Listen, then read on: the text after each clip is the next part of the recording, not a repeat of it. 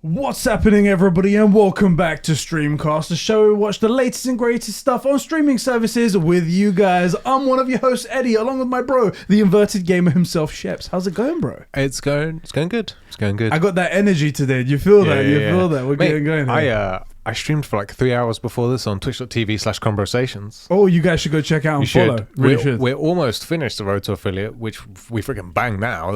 I wasn't expecting that. Exactly. But you had a 3-hour session, and do you feel okay? Great and fresh. Yeah, I feel like, before we started ever doing really live streams, like on Conversations Day in like January, the last January, I was pretty knackered by the end of it. This January, I was still feeling pretty good. Yeah. I've done a 3-hour stream. I feel fine. Streaming is really the way for us, innit? We're good at the streams. I was gonna say, just when you said it that way, it's like almost like practice makes it better. Almost like an athlete practicing with like running or muscle, like endurance. Yeah, I mean, I definitely compare us to Usain Bolt. Exactly. Yeah. Usain Bolt, us, we're like this level. Yeah, basically. Close enough. You squint your eyes and it's like you can't tell the difference. You can't tell we the look difference pretty similar. Exactly. Me and him are almost the exact same height.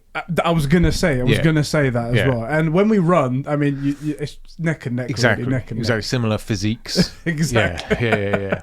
But I was gonna say, who would have thought that streaming is like one of those things where the more you do it, the more you work it out, the more you build of it. Yeah, you get. It doesn't seem right, does it? Also becomes like much better fun. Like early on, it kind of not feels like work, but you feel like you got to work at it. Yeah. This is the wrong. We're not on the right podcast. True, we're doing Streamcast. This is Streamcast, guys, where we're gonna be watching. The Falcon and Winter Soldier with you guys. Episode 2. That's right. Episode 2. That's right. You got lucky. Because there was supposed to be a third host here. Yes. That fricker, I mean, I'll read the message if you want, but it said, it was along the lines of like, I don't care about these guys. Yeah. The Four Pillars Network isn't really my passion. I'm on my period at the moment. My myriad. I'm going through menopause. Menopause. There we go. Yeah, that stuff like that. So he's not going to be making it here today. I don't, I'm sorry I can't weigh you guys down. Yeah, that's it. Lower the quality of the content, but... So fortunately, you have us. That's right. You have us upholding the content and this whole channel. True facts. We're the support beams, if you will, the foundations of the Four Pillars Network. Exactly. With the flagship show. And you also got a taste of basically the Conversations podcast or True Gamer podcast at the beginning. Because we just go off rambling about something. We really do. And even when we're supposed to be focused, this flagship show, yes, along with all of our content across both of our channels and our Twitch channel, actually, is brought to you by the incredible Super Bros over on patreon.com/conversations. Who do we have to thank? We have Diogo Dildo, Isak the Ultimate Cumsock, Carol of Rivia, aka Catsper the Friendly Patron, Record Friction, Dan, The Man, Jeremy Renner, that's right, an official Avenger, Martin Scorsese's Master H Barts 12, the Midget Alo from Smallville Sabine, the former freeloader Christian, Master Chief himself, Al Biscori, Super Sus Ben Fryer, who is a clone of Eddie, the Star Wars Encyclopedia, Adam Sunling, Raj Vandalin, he's got a plan, guys. You just need to follow him on one last job, and the filthy FIFA fanatic Joe McCormack, who's actually tracking the amount of times I say whatnot in every video. Oh, is he? The bastard. He's bringing it to people's attention. He's like, have you noticed how much Eddie says whatnot whenever he's trying to explain something? Really? It's like my word. Someone know... I say a lot. Thank you for keeping the lights and mics on the streaming services going to conversations. Frick 'em. Someone mentioned I just did it. And as soon as you notice it, you're like, I do say that a lot. So self-conscious. Yeah, and then the worst thing is it's like a placeholder word. How do you stop doing that? I'll tell you how you stop. You become the new version of the Avengers. That's it. I need to ask you a question. Go ahead. This episode, because it touched on... in the first episode, Tyler and I had both said we really like the down-to-earth, nitty-gritty stuff of the Avengers. Like, WandaVision is brilliant, Vision is brilliant, Wanda's great, all that stuff. But we like the Captain America shooting guns. I feel like this shooting guns and explosions and super soldiery stuff, right? On the grounded, you know. But there's a couple of sections in this that get really real. Yeah. Really real issues real. And watching it, I was like, this is really good. Yeah. But I think I'm gonna watch it again. Yeah. Because I don't know if I'm like, this is really good, or I'm like, they're getting too real. There is an element of that, right? Yeah. Because that's sometimes people's issues when it comes to things that they love and then it crossing over into the real world. Like a lot Right. of people see video games, a lot of people see these shows as escapes from reality. Right. And they don't want to deal with the exactly crap it. that's going on outside. That's exactly it. And a part of me is like, okay, I completely understand that. Yeah. I want to escape as well. But then sometimes these people, they want to make a message and they want to send a message. And what's the biggest platform in the world? Disney shows, right? At the moment. So there is an element of that. And I understand both arguments. As long as they do it okay, as long as they respect people's time and respect people's eyes and experience, stuff like that, and don't let it ruin anything, then it's great. Yeah. And I have to say, from the get-go, you're going to hear a little bit more about it later. Personally, I felt like they did it quite well in this. I agree. So I'm really well, in my opinion. We've noticed this kind of theme. I'll be upfront. I'm a little bit concerned that Sam's character is going to feel like being black is his own personal kryptonite. I'm really concerned that will be the case. I'm hoping, and so far it's been the case, that it's been a thing that this is a real world. This is the real world. And it's a factor, and he's overcome it so far. I forget the thing, yeah. Right, and I hope they maintain that. And I'm cool with them continually. Like, in particular, I'm talking about the cop scene here. It was very real. Yeah. And it felt like it was maybe... It could have gone in a different movie. Yeah. Or like a movie that's a bit more real. Yeah, not a Marvel show. Something else. But it was very well done, and it didn't, like, it was respectful of people's time. And as long as they maintain that level, and it's like a message here, a thing there, and it's like... Not slight, but it's like it's enough for you to notice and address the issue, but not overbearing. I'm cool with it. Yeah. I wasn't expecting it to be that real, and it was really good. That scene in particular is really good. There was a little bit before that as well. I'll say the bit, but then I'll say actually, let's get to it because I want to talk about it. Let's get to it. Yeah. Anyway, we're going to talk all about it here, guys. Thank you for joining us for another episode of Streamcast Podcast. You could find us on the Four Pillars Network every Tuesday where we post the show. That's right. And also, for those of you guys that don't know, we're on podcast services. There was a couple of guys that were asking about iTunes. That's been up for a little bit of time now. Somebody tweeted me personally. I said, I did tweet it out. If you have missed it, go check us out. Rate us 5 stars on Apple Podcasts. It helps us out. And you get to hear us in the audio virgin format. Because I'm not an audio virgin, and I actually, believe it or not, I get access to this podcast by making it. Yes. And all of our other podcasts. I don't obviously download our own podcasts. Yeah. This Streamcast, is it on our podcast services or is it on the FPN stuff? It is a dedicated own channel. Okay. It's a Streamcast channel. Cool. So you don't get the filth of the Four Pillars. Get that filth out of here. Or the filth of all of our content. Yeah, or the filth of our content right there. Cool, but you just get dedicated this if you want it right there. Right, because I didn't know that. Yeah. Also, just a quick mention as well. Yeah? We did post the first part of our spoiler cast for Zack Snyder's Justice League. It was super, super cool. We had some totally nerdy moments. We have no fear together. I freaking love that. Like kids and whatnot. Such a good scene. Part 2 coming this Sunday. You guys check it out. Tune in for that premiere as well. It's going to be quite a nice. It's going to be fun. Conclusion. Yeah. So these feel like movies. They're really good. They're a good length. That's what it is, isn't it? Episode 2, the Star Spangled Man. Do you want to take it away? It opens with one long ass zip. Oh my days! How long does this guy take to unzip a freaking suitcase? It's just going and going and going and going. This is a really long fly. This is a really long fly. It really is. Maybe he's just And he's it's the new Cap. Yeah. He's in military outfit. He looks very different outside that helmet than I thought he was going to look. Okay. Super different. I didn't recognize him. I was like, who's this guy? So this is a theme that everybody needs to understand with me and hopefully confirm with me. 2 things. 1, does this mother trucker not look like Ethan sometimes? Yeah, I totally agree. Fishy, are you moonlighting on us? Right. He's got a punchable face, and I think that's why he looks like you. Right. Second of all, moonlighting as a cunt. I'm going to be upfront. Some people defending this guy. I freaking hate this dude. They're like, he's just like Cap. He's not at all anything like Cap. I don't think he's anything like Cap. He's the exact opposite. At every single point, he takes the exact opposite stance. Yeah, don't get me wrong, I see what some people are saying where they're like, oh, he's trying to do something right, but that he's not doing it right like Cap. There's a difference. He does everything exactly wrong. For example, he's actually doing this interview. Yeah, Cap doesn't do an interview. No, Steve would never do this interview. Exactly. I know he's under orders and stuff like that, but you can still reject it and go, Cap did it all the time. Anyway, it was for the great good. And the second thing, this guy looks different at every freaking angle.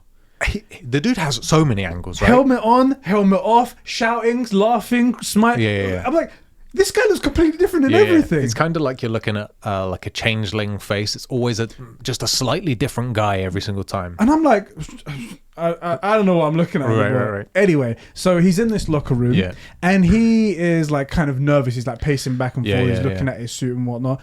And a girlfriend? I think it's his wife. Wife? I think. Ex-girlfriend? A chick comes in. Do we see her ever again? Not in this episode, No, at least. She just turns up and she's like, you'll do good, you'll do good. Love you, bye. Yeah, it's a bit of a pep talk. Then his like best friend, who is kind of like his phone-in Sam, who I think... It's his Sam to... So the thing is, I think they're both going to be villains. I think they're definitely villains. Or at best, not heroes. Maybe like anti-hero. Not anti-hero, but like they're antagonistic towards Sam and Bucky. They won't be helpful. It's my feeling as well. I think there's going to be a turn somewhere. Yeah, absolutely. But he comes in, it's his Sam. How do you ever remember since high school we were here? They're high school buddies. They made it through military camp, and then they're here. And then he goes out and does the interview. Yeah, he gets a bit nervous first of all, and then he's like, apparently he was in this locker room. There's one where he takes off one of the letters, and he can see his old John Walker name tag there. And he's trying to like prepare himself as like Captain America. Captain America. So he goes out and has this interview, like you said. I feel like this, and even the interview, is trying to build up John Walker as like a good guy who just happens to be the guy that's replacing Cap. I don't think that's who he is. I think that's who the show's building you up to, so that when there's the turn, it's like, no, I thought this guy was Cap. Right? So do you think that all of the stuff they said is possibly fake? So I don't know.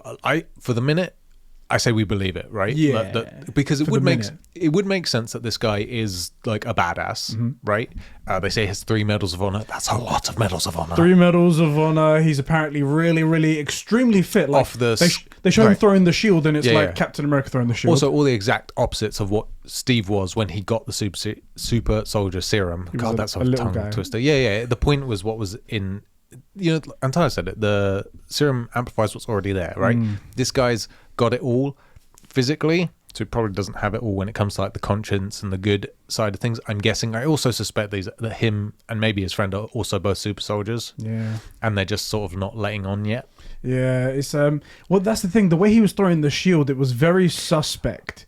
The way he catches his friend when he falls off the I'm sorry, this is superhuman stuff. Like Black Widow couldn't have done that. And he throws the shield to protect his friend from when he goes on the ground. There's the reflexes are very high. Well, I mean, Hawkeye and Black Widow actually maybe they're superhuman. They're not like superhumans, but they have superhuman. They have good reflexes and stuff like that. Right. Yeah. But I don't know. It feels a bit much. I do think we're going to find out that he has got the serum. Yeah, maybe. That's what Arthur said in the first episode anyway. I think that's going to be a thing. He is super for sure. He goes out into the football field and he's celebrating that he's the new Captain America. People are loving it, which I thought was strange because... it's paid actors. I was going to say... I mean, I know it's a show, but they're paid actors. Yeah, they're paid actors within the show because... Yeah. It's a brand new guy. You don't know anything about him, and he's taking the role of the biggest icon in the country. It seems strange that they're just so willing to be like, sign my doll of you that I just paid money for, and I know nothing about you yet. I suppose you could argue that it's like post blip. It's post snap. It's post snap. We're saying snap. I'm not doing the blip thing. And like, there's a lot going on. Frick, I ummed. I heard it. There's a lot going on. Well, it's a thing and whatnot, you know? Just mess with his stats. He's a stats guy, innit? Frick you, Joe.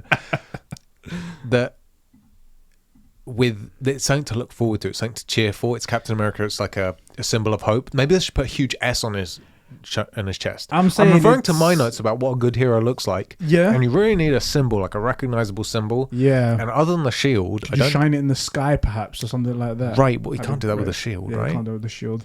See what I mean? It's not a good character then, I don't think. No, yeah, get salty. It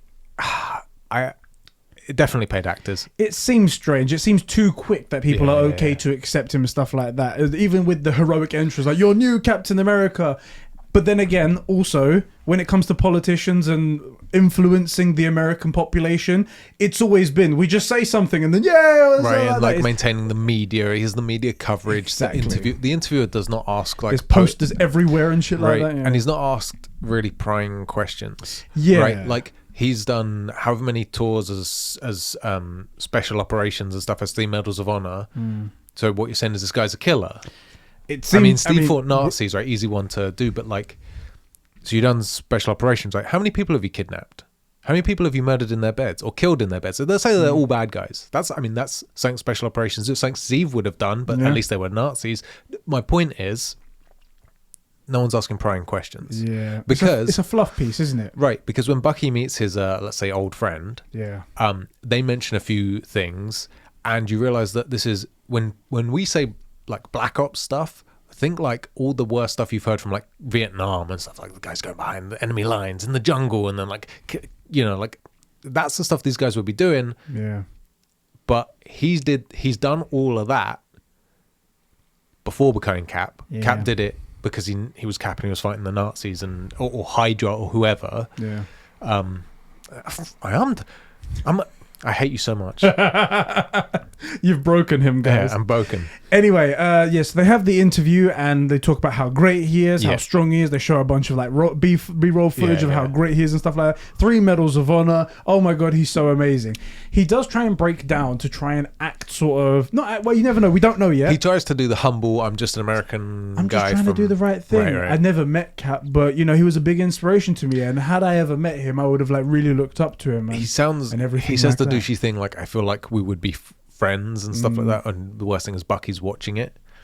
It's the worst, right? He's at home watching this happening right now, and it also plays into why he's so bad in the next scene. Yeah. So in the next scene, Sam's looking at a poster of John Walker, the new Captain America, and it's all stylistic and stuff like that. He heads downstairs. Bucky's right there and goes to meet Sam. He's like, "You shouldn't have let them take the shield." Yeah. Just straight away, it's like, "Hey man, look, I've got things to do. Okay, it's like you shouldn't let them take the shield. Why did you let them take the shield?"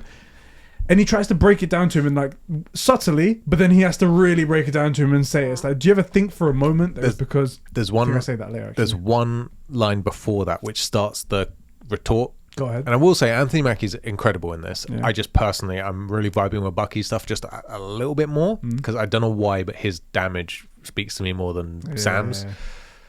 But he says you had no right to give up that shield, and this is the thing. Like in the context, it's perfectly fine. Because you read into the extra stuff, right? Sometimes the curtains are read, sometimes the message is there, and he says you have you don't tell me about my rights, right?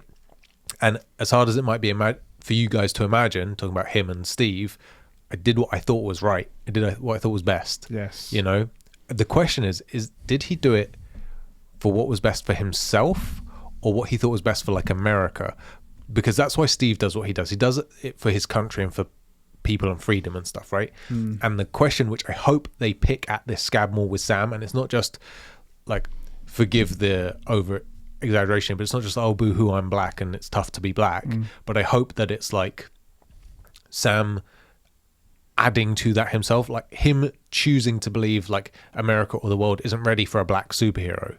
And I think that's the way they're going to go, because when they meet Bucky's like friend, he gets all like, you tell me there's a black super soldier before 30 years ago and no, we don't, right? And I think like half of this is going to be the weight he's put on his own shoulders from his personal experiences, and then half of it's going to be like, actually the world is kind of there are some obstacles to overcome here, right?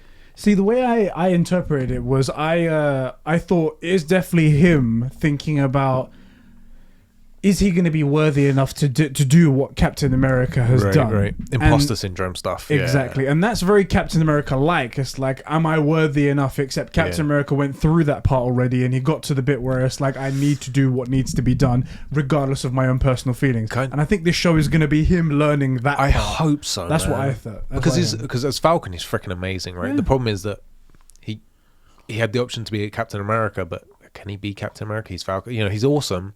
Also, Steve's like coming of age event. Yeah. He's fighting the Nazis and Hydra. It's very easy to like fill whatever role you need to fill when it's literally like a world war. Yeah. You're going after like Hitler and whoever runs Hydra. The Red Skull. Yeah, Red Skull. What was his other name? I forget. Johann Schmidt or something like that. Something like that. Johann Schmidt. Johann Schmidt. I think it's Johann Schmidt. Yeah. It's much easier to like overlook your own personal stuff when the world's at risk, right? But for Sam, it's just another job not another job, but there's Another mission. It's another mission, right? Yeah. Whereas it's not like the planet's in danger. Yeah. So in this next scene, he goes like, "Where Bucky you says, going?" I'm coming with you.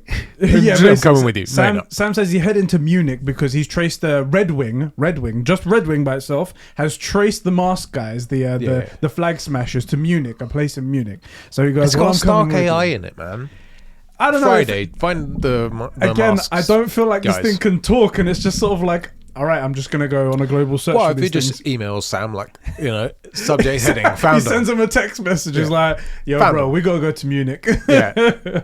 Anyway, Just expensive, business expensive. he goes, "We're going to Munich." He goes, "Well, I'm coming with you." Yeah. And then they get on the plane. Yeah. They're on like their AC-130, wherever it is. They're flying through the air, and Bucky gets kind of serious for a moment in the. Well, they have kind of like a staring competition. Yes, Yeah. they're like looking at each other and whatnot. They This did happens a couple of times, Yeah. And one time, Sam goes to speak to Bucky, and he calls him Buck, Yeah. and he's like, "No, you don't get to call me that." And it's like, "What, Captain Steve called you? yeah. Cap called you it?" It's like he knew me for a lot longer, and he had a plan for what's going to happen next. Right. And he's like, "I have a plan," and he just jumps straight out of the plane. I have a plan. And he's like, Yeah. "Fuck." You weren't part of it. I have a plan. And then Bucky goes to the guy, the Torres guy, Where's goes, "Where's the parachute?" And he's like, "We got no parachutes." It's like, It's he's like, got wingsuit. We don't need no parachutes. It's like, crap. Pulls off his does- sleeve. Oh my god, it's so sick. We just rips the sleeve. I've been saying since we saw the promo material that the black and gold arm. It looks gorgeous. Oh right? my days, does that look good? And the next thing I need some explaining. He jumps out of the plane. Well, first off, he says, I don't need it anyway. Yeah. But it would have been nice, basically, yeah. He jumps out of the plane and he's like, "Ah!" And I imagine he's trying to grab something with his vibranium arm. Yeah. Except it seems like he misses everything or grabs on stuff and it doesn't hold him back. And he lands dead on the ground. Except he doesn't die. I mean, first of all, he's a super soldier. Don't forget, he's the Winter Soldier. I don't care. You throw Cap He's also into the Geralt of planet. Rivia. You throw Cap into the planet. No, he's gonna. he can survive a Nah, terminal velocity drop. Yeah, for sure. No, Definitely. no way, bro. He absolutely can. No He way. absolutely I can. don't believe that. That's bullshit. He's lying We've to seen all him of you do it. guys. Where have we seen him? We've do seen it? him out in like every Avengers movie or whatever. Like we've seen him drop 100 feet or more and land and get into a fight. You have to talk to me and tell me what bit though. I mean, I can't exactly imagine. The only time we've seen close to this is where he jumped out of that elevator in Winter Soldier and landed on his shield. And So that's also what I think Bucky was doing, by the way. I don't think he was trying to. Oh, you think he was landing on his? He was trying to like go through everything, so the vibranium, it's his left. It takes all the absorbs vibration. everything, That I can believe. But he got flipped over by one of the branches and lands on his back. He's like, "Oh!" And like Red Wing comes up to his face. And it's just sort of like, Yeah. It's like, so how you doing? You know, I got that all on video, by the way. It's like, get him out of my face or I'll break it. It's pretty funny. It was pretty funny. One other thing as well, while they're back at their hangar before they're getting on the plane, Sam and Bucky have a loser moment and they start talking about Hobbit and Lord of the Rings. No, Sam talks about the big three. It's wizards, aliens, and what was the other thing? Wizards, aliens, and something else. And he's like, wizards don't exist. Yeah. He's like, Doctor Strange, he's a sorcerer. Exactly. What's the Completely difference? different. I love that argument. I hope that becomes a real It thing. is to I hope keep that tears happening. friendships apart. I'm talking like on Twitter, people are like, no, you're an idiot. There's no You're such thing a freaking idiot. He goes, what about Harry Potter? It's a sorcerer, bro. We're talking about wizard, dumb. Anyway, It's fictional. They go around the corner Yeah. after Bucky catches his breath, and they go around into sort of like an abandoned building, what looks like, except there are people inside, and they're lifting crates to put into the back of a truck. And Immediately, Bucky goes by in, the way, you know these are super soldiers, right? No, was anybody else fooled by this? I was like, there's two guys. Those things are huge. Yeah, I didn't see from far away. I didn't see what they were lifting. It was just like they were lifting like normal boxes. But then afterwards, Even he was. plywood at that size with anything in it's going to be bare heavy. Well, I said like normal boxes they were lifting at that time. And then I see, yeah, later on, when he was about to attack, almost, then they saw it's like, oh, they're super soldiers, and then they just lift this huge, like 4 times the size of a man box, and they're Like just it's like a car, there's a mini in it or we something. go, It's like, guys. so they're strong. exactly. Also, I did like that he just sort of sneaks in Yeah. and he's like, look, you don't have a plan, blah blah blah.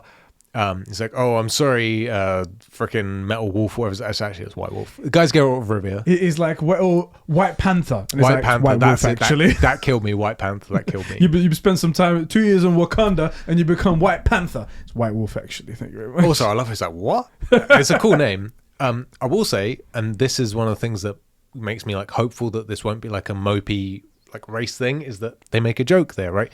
From Black Panther to White Panther, because Bucky's about as white as they come, right? That because there is some playfulness here, that it isn't going to be all those moments of just realism. That there will be like a triumphant moment here for Sam and Bucky and whatever is at play. Yeah. I'm hoping. Otherwise, it was just a funny joke. Because the thing is, it wouldn't. My only concern. I don't want to make this whole podcast about like subtle race undertones or overtones or whatever you call it. But like, there's no way they would have had Bucky make that joke to. If they were going to make a serious point, right? Or at least a point that was going to be serious all the way through, and they're not going to mention anything else, then don't worry, it shouldn't make too much noise. But then they wouldn't make they wouldn't just casually throw those jokes out there. They'd be for a reason or something like that. But also, they do make it serious and it's serious, done properly. It's later, serious when it should be serious. Like it's actually okay. The way it's presented actually makes sense. It fits. Yeah. I do freaking arms.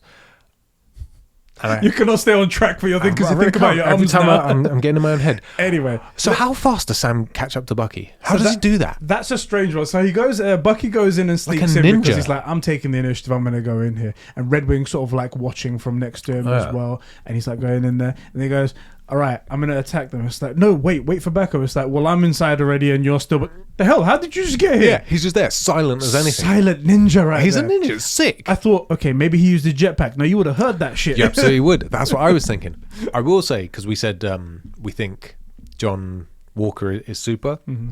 Sam does similar stuff with the shield in training. True. So I guess it would be possible for a non-super guy to do similar things. But also, how did Sam do that? I think Sam may actually be a ninja, just like somebody else who's a true hero. Yeah. So, yeah. Therefore, isn't he super? Right? He's basically super if he's a ninja. We don't know yet. We'll have to find out more about this. It's just a guy with cool reflexes at the moment. Gaz Al Rule trained Sam. Exactly. There we go.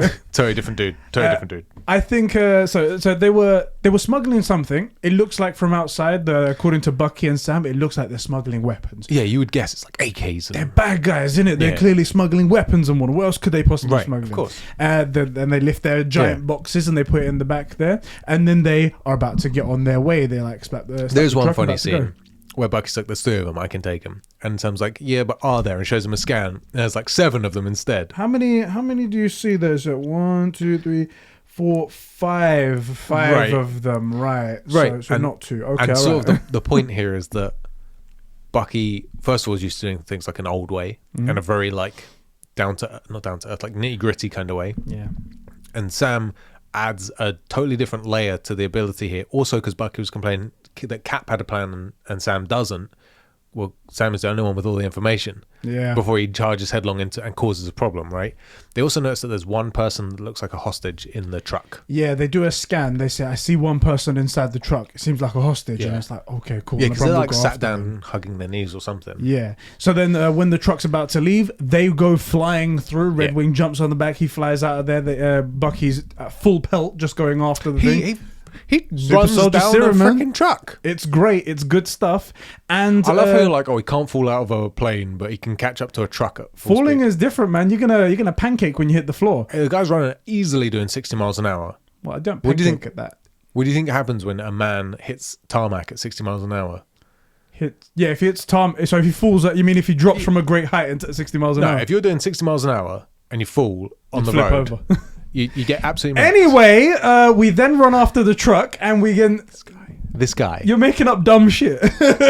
Like everything you say in life. He can jump like 200 meters. Well, he can jump like fight on meters. the truck. This is where the big fight happens. So they jump on the truck and a whole fight breaks out. They break into the back of the truck first of all and they see the ginger-haired girl from Solo. Yeah, that's right. And she's like, don't worry, we're here to save you. I've got eyes on the hostage right there. And immediately when you see her, like... Something's not right. Why isn't she tied up, or why doesn't she look scared? But then she does this, like she hides behind a thing, and you're like, this is weird. This is unnatural. Also, I'm gonna call it. We kind of see it. She, as far as I can tell, she plays freedom fighter types. She's going to be a good guy. Yeah, you can tell the flag smashers aren't that bad. Well, that's the thing. When Bucky gets in the back of the truck before he sees the hostage, he goes and checks everything. It's like it's medicines. They've got medicines in the back of this truck. It's not like weapons or anything like that. And then they see her. and then she full on Spartan kicks Yeah. Bucky out of it. It's like, whoa, shit's about to go down. And that's when the big fight on top of the trucks break loose. It's pretty good. And it's a really cool It's a fight. really good Both the fight. trucks get side by side. There's like fights going on top. yeah. Sam's doing his thing, flying around, hitting them, as well as saving Bucky when he needs to. Bucky falls down the side, almost gets crushed by a wheel. Bucky, everything about Bucky is cool. Yes. Sam, however, there's a scene where he like gets kicked off the side and opens the wings and like shoots past, so barely missing the trees and like a bank on one side. Yeah. By far the highlight of this whole thing. Don't get me wrong, I am absolutely a Bucky stan. I'm all about Bucky and the Winter Soldier, but god damn was that awesome. And now knowing that he's a ninja, it totally like... It gets even better, right? I'm like, he explains how he was able to do that and not just slam into a tree. Exactly. He's got It reflexes, was so cool. really good reflexes. And while fighting, there's one point where they almost get the better of them. Yeah. They get the upper hand on them. One guy also grabs Red Wing, who's trying to help out Sam, snaps it in half. And it's like, Red Wing, no! Why isn't Red Wing made out of vibranium? No! Yeah. Red Wing's gone, and we never even got to hear its name. Oh, sorry, hear its voice. Sorry, my apologies. That was so bad. Anyway, and then, out of nowhere, the new Captain America comes to save them. Yeah. Out of a helicopter, one comes in and like sideswipes a guy off of the truck. Yeah. Then he jumps down. Then they start fighting. They do help them out, but they don't do very well. Like they do some fights. He's throwing the shield a bit like Captain America, at least, so he's using it properly. Yeah. And his sidekick, his mate I forget that he has his there, Sam. Yeah, I forget Sam his begins name. with H, but I can't remember. What is He's his getting in name? the fight as well, but he's more of a Marine. He's not more of a Captain America type. Right. He's not. But then he does get taken by one of the super soldier guys. He gets thrown off of the truck. The new Captain America guy has to throw his shield underneath him to That was protect sick. him. I hate to admit it, but that was sick. It was sick. And then he does this thing where he like turns around. He's like, "That was a mistake." And this is where I'm like, "Okay, this guy's definitely a villain." Because the way he says that is not like Cap, like I'm a badass and you hurt my friend, but it's like, for one, I think he knows. I think he knows that they're taking medicine. I think he knows more about what they're doing because he's government intelligence, and he's here to just take him out because that's who he's been sent to take out. For one, that's a total theory, and two, just the way he says it's so ominous in comparison to the way that Steve would have said it. It's not lines that Steve would say, right? Not a true hero anyway. And also another thing, if you didn't know he was a bad guy, pulls a gun out and starts shooting people at one point. I'm like, yo, what's up? Anyway, he shoots one of the bad guys. I mean, they're super soldiers. I feel like you can shoot at super soldiers. I think he would have shot them regardless. Didn't we see? Is it this one or is it later? It's this one. He shoots one of the super soldiers and he survives. He's like, I'm okay. But the guy clearly didn't know he would be okay. He was kind of shook up by it, and everyone else was like, oh my God, you got shot. It's like, no, it's okay. I'm all right. But the guy pulled a gun out on these people, you know? And also, I don't know if he knew that they were super soldiers before.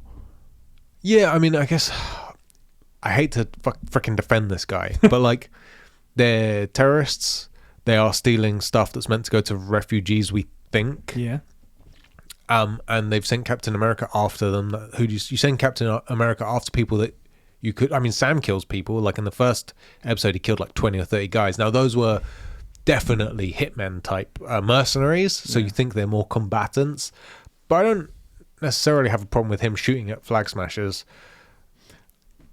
I do. I saw them as unarmed. Don't get me wrong. They're Terrorist super people. soldiers. They're totally armed. As I said, they're not. You don't know they're super soldiers. That's the thing. You don't know. Also, you don't. Your first instinct isn't as a hero supposed to be to shoot somebody. That's not how you're supposed to go. Well, I mean, he's only if you really need to, then you pull it out. But I freaking hate that I have to defend this guy. It's one guy versus like 5 people, right? Who are criminals and determined to take what you have. That's 5 versus 1 is lethal force. So I'm okay with one guy pulling a gun on 5 people that are going to fight him, right? That's not too bad. Yeah, okay. And they are also sending a soldier to go and get like a military asset. Yeah.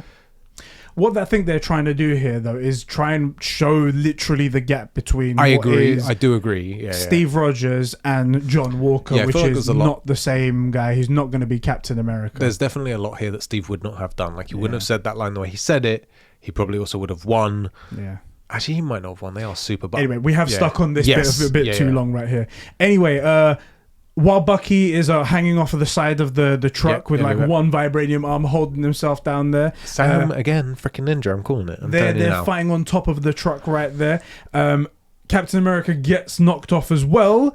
And Sam just does an epic maneuver. He goes underneath one truck, through to the other truck, grabs Bucky, and then rolls over into a field, and they have a little romantic moment where they're on top of each other. I knew you were going to say that, and I also was about to say, like, I bet the gay theories are going wild, lads. Yeah, the gay fan fiction.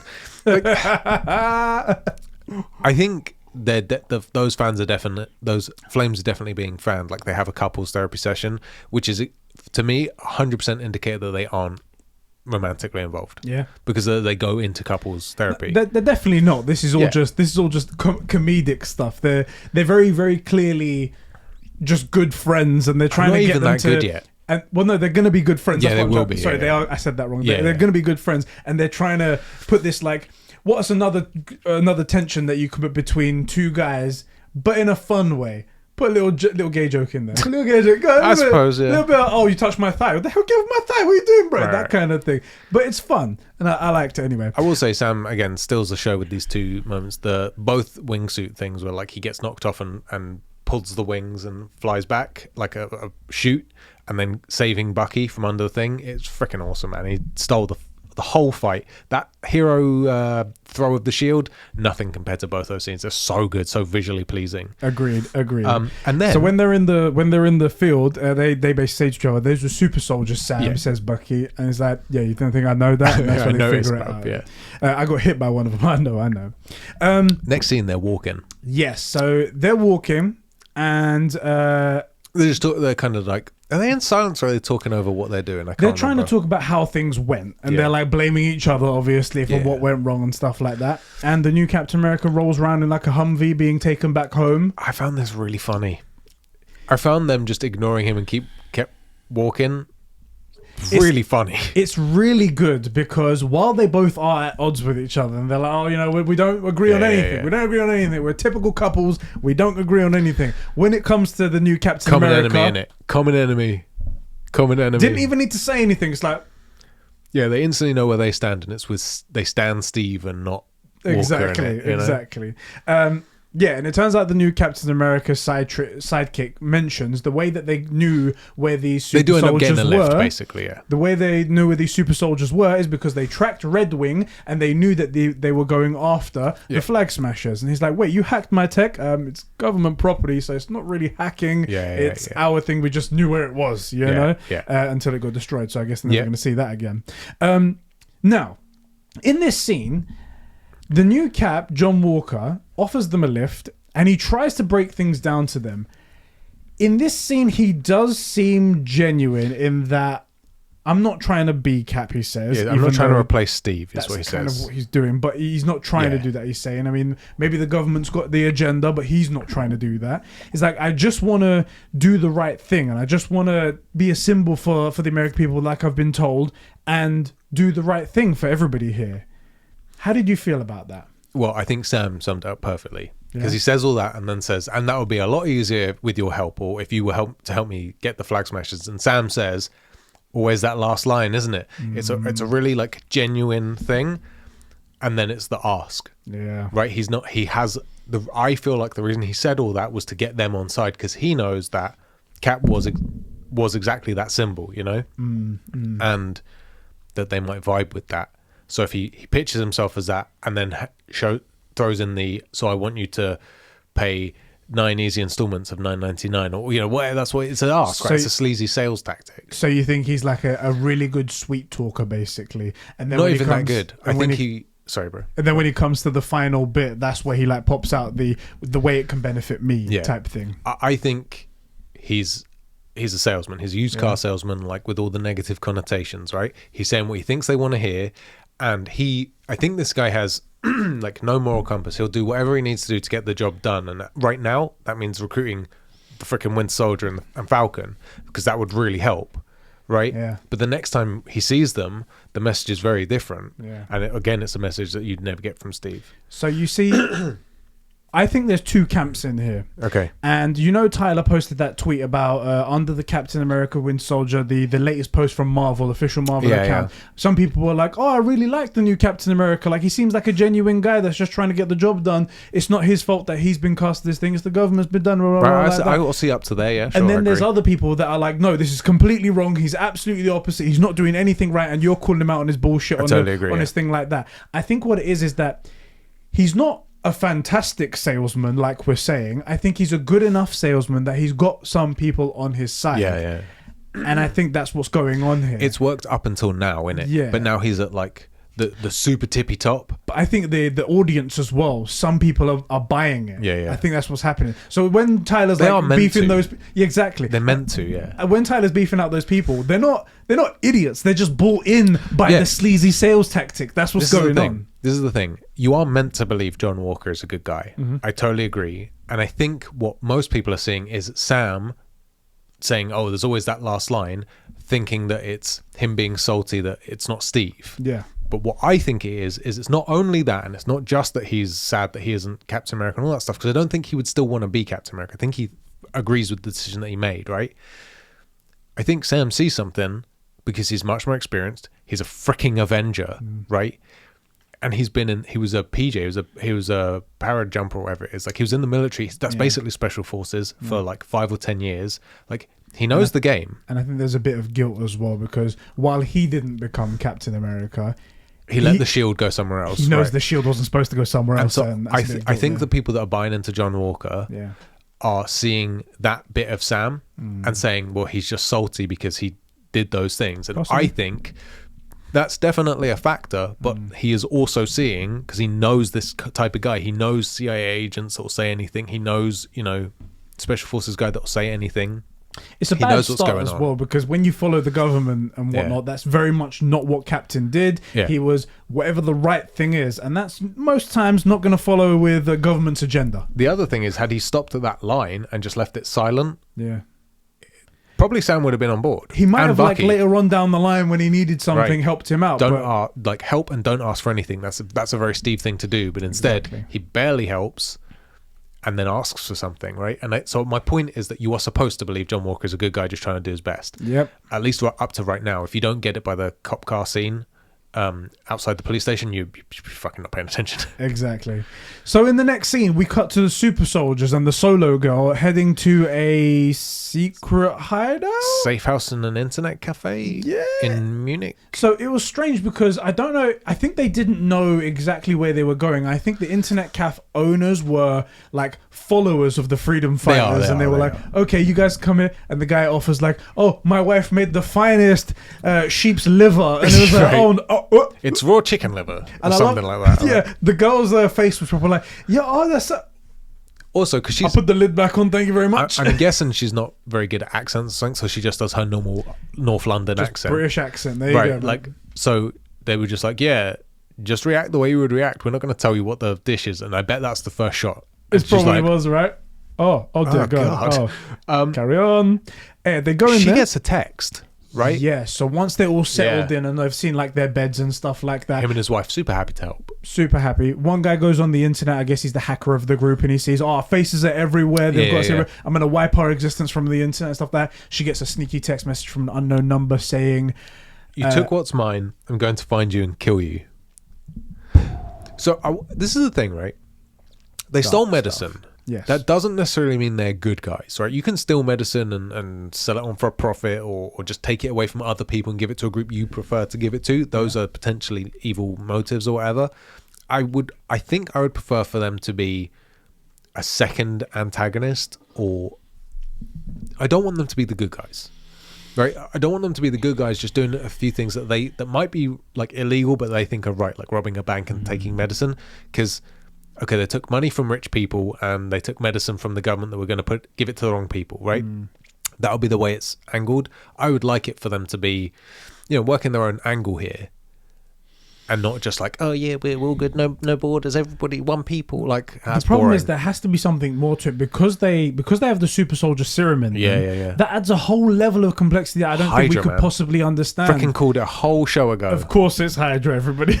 This thing is in a normal movie, you'd have been like, oh, it's clearly they're fighting against people that Sam and Bucky don't know about yet. Right. And then once they get introduced to them, maybe they team up and maybe they sort out the problem and then they'll go and be happy. Yeah. But there's not just that in play. There's where they get the super soldier serum from, where they tested on or something like that. It's going to be amazing when you find out, but we don't know much yet. So they're there and they get that text message, and they also have a little inspirational moment. They're like, I hated it. It was a bit much, but they look young and they look like a small group, so they need to boost their morale a little bit. Very like heavy-handed. These guys aren't the bad guys you thought they were, but they'll fight.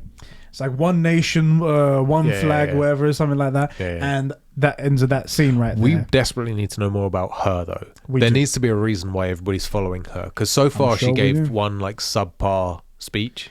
Yeah, why following her? That's the question. Right. I guess we'll find out. Because we know why people followed Tony. We know why people followed Cap. We know why people would follow Black Widow or Gamora or Nebula or all these other characters. Obviously, no one would follow Captain Marvel. Who would? There's no one. I mean, the last person that did lost an eye to a cat. Very good. Yeah, that's a good point. Don't follow her. I hate it. I hate it. While they're back in the plane, Sam and Bucky on their way back home, they're like, Bucky says, we should steal the shield back, Sam. I hope they do. And he's like, what? It's like, we should steal back the shield and do it ourselves, do the job ourselves. Yeah. It's like, do you remember what happened last time? Well, we went against the government, went against everybody, and we had to go into hiding for 2 years. Yeah. It's not good. Let's bad. Not do that right there. So they agree. They're like, okay, well, let's not do that. I have a question for you. Go on. How important? Don't get me wrong. The shield is a good, I guess, weapon you'd call it, right? Like, it's a very powerful thing to have on your side. At least for whatever is behind that 3-foot circle. Yeah. Is it really that big of a deal? I think it means it's more of a symbol, right? Exactly. Yeah, okay. It's if Bucky, at least Bucky anyway, he sees it this way. If he can take back that shield and if he can beat these people, then he is doing Steve's name justice. Right. And at least meaning that everything hasn't gone to shit the moment that Steve left, because he was entrusted. Sam as well was entrusted with protecting everybody. Fair. And it seems like everything has gone to crap just because he's gone. And he's probably promising himself he's not going to let that happen. So this is why I like talking to you, not that freaking cunt Tyler. Because he would have got it. Oh, no, it's all about the shield. Well, Captain America's going to come back. Yeah. And, you see, in 1942. Shut up, Tyler. Shut up, Tyler. We're glad you're not here. That's not true. So they decide... I ummed again. I hate you so much for bringing it up. The second it's brought up, you can't unhear it. They get... he says... there's someone you should meet. We need to go somewhere, exactly. Yeah, it's very ominous. It's very ominous. At this point, I'm not even joking. At this point, I'm like, is he setting Sam up? I thought that too. I was like, is he still alive? Because he's been bending the rules for his own, like, I'm trying to do good thing. Yeah. Like, you're not allowed to do anything illegal. Bending the rules. You're not allowed to hurt anyone. Bending the rules, right? Yeah. I'm like, is he setting Sam up? Was this the final straw? Is I he don't setting know. Sam up? I was really concerned. And then we see Baltimore, and they head there. They're heading down the road, and really poor neighborhood. It does look a little bit run down. And one of these little kids is like, "Hey, Black Falcon," and he's like, "No, it's just Falcon." Another where, and he goes, "What? Because I'm black, that I should be Black Falcon?" It's like, "Well, my dad calls you Black Falcon." It's like, "So what? Should I call you Black Kid?" I'm just messing. I got him, didn't he? I got him, whatnot. Okay, you say your piece. I was going to say, I liked this message here. Me too.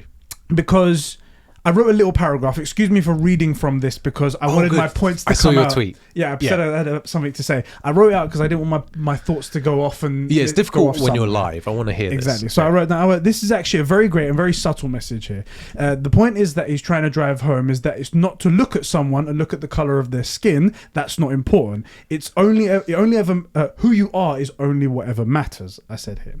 And I really love that message. There is always a worry that in TV shows and movies that will tackle social issues like this because they often go too far or heavy-handed or oftentimes exclusionary of other groups of people just to make an underrepresented group of people feel special or feel loved or welcomed. Give them the limelight, Exactly. But focus on them, But then it pushes other people out, which is exclusionary, which is not what you want. You want inclusion everywhere. What else did I say here? But I feel like Falcon and the Winter Soldier is doing it pretty well so far. Being subtle and delivering a good message here, which is we are people, we're all humans on the planet. We should stop looking and judging other people by race or by sex or by anything like that. We're just people together.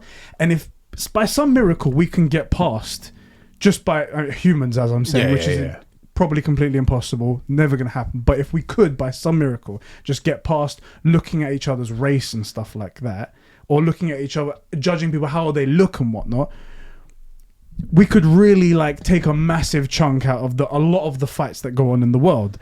And I do love it the way they do it here, because it's a black child saying it to a black man, and he's almost trying to teach him to be better. It's like, don't judge people for what they look like. And then it's being viewed by everybody like us. So it's being viewed by white people, black people, Asian people. It doesn't matter who it is. And they get that message as well. And I love the positivity behind it. It's just like, I'm Falcon. You're a kid. Yeah. We're just all great people together. Yeah. And that's what I loved about that moment right there. So again, there's a so far they're doing the balancing act really well. Yeah. I am a little worried, because I feel like if it's like 4 to the good, it's good. It's like 5 to the negative, maybe 5 or 6 to the negative of like the times that race has come up, you know, and they are like, you have to read a bit in between the lines. But this and the White Panther comment, I feel are really good like messages, where like the White Panther thing is not I'm colorblind. No, it's very clear that he's a white guy and Sam's a black guy, right? Exactly. No one's saying it's like not you racist can't see noticing that. Someone's color. Right, it's a descriptor, but it's not relevant to the character of the like a human's character. It's not relevant. It's what's inside. You know, everybody bleeds red sort of thing. I quite like the scene. It was actually really funny, and I like the way he like punks the kid a bit. It's like good black kid, and his friend laughs. It's like, I got him, didn't I? Because it wouldn't have been a good message if he battered him over the head with the fact that no, it's not black. I'm Falcon. Well, yeah, he doesn't Karen the kid. He makes like a not a learning moment, because it's not even a lecture. It's like he turns it into a joke, but it's good and it teaches the lesson. He makes him think for a second, and then he makes it into a fun thing, so it's a positive experience. Again, so the concern is it's juxtaposed in the next couple scenes with 2 things on like in the con column, in the negatives, which feel really good. They feel in place. The cop thing's a little bit heavy-handed, but it feels in place. At least it's accurate and whatnot. While like police officers abusing their powers, but let's get to that anyway. Yes, So Bucky and Sam, they arrive at a random house. Yeah, they knock on the door and they ask for Isaiah. And I had to turn on the subtitles to spell this out. I was like, how do you spell that? Isaiah. It's a badass old like biblical name. Which I love, by the way, because this guy is a force of nature by the sounds of things. Like, this guy is straight out the Bible, ready to do some smiting. Exactly. I want an Isaiah spin-off. I want to see this guy in freaking Korea or Vietnam. We at least need taking out the Winter Soldier. I want to see this. We need to see a little story. Freaking about it, right? bad. He goes comic. Come on, like a little one-shot comic, please. He tells the guy at the door, the kid at the door. He's like, tell them it's the guy from the bar in Guyong. Goyang, or is it somewhere in Vietnam? Somewhere like that is here. And then he goes into the back and comes back. It's like, it's your lucky day. He wants to see you, and he comes back in. And apparently they met both in the Korean War. Was it? I think it was Vietnam.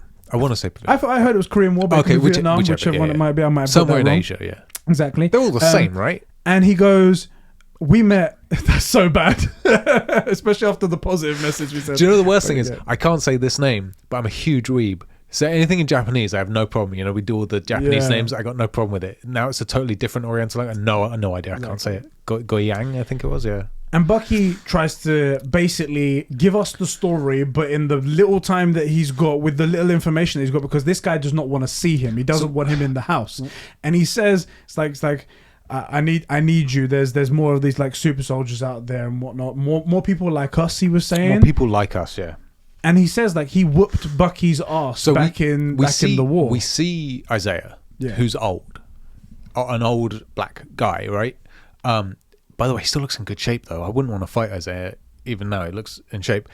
And Isaiah basically lays out that him and Bucky tangoed in this bar, and he beat the fuck out of this kid. And I think he says they've ripped half that arm off before he could get away. And I like to see it grew back, he says. Yeah. He likes to see it grew back. First of all, what badass. What freaking badass. And he presumably with his bare hands, ripped a vibranium arm in half. I don't know.